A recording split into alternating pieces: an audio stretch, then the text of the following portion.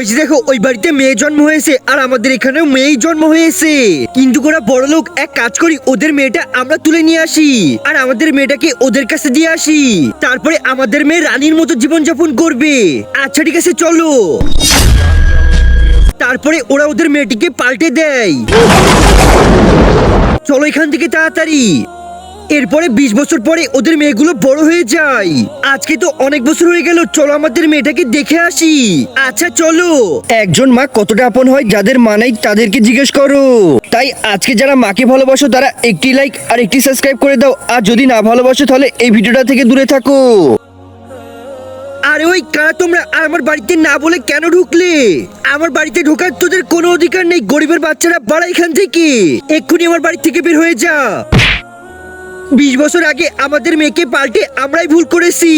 আমার বাড়ির আশেপাশেও যেন তোদেরকে না দেখি। চলো এখান থেকে।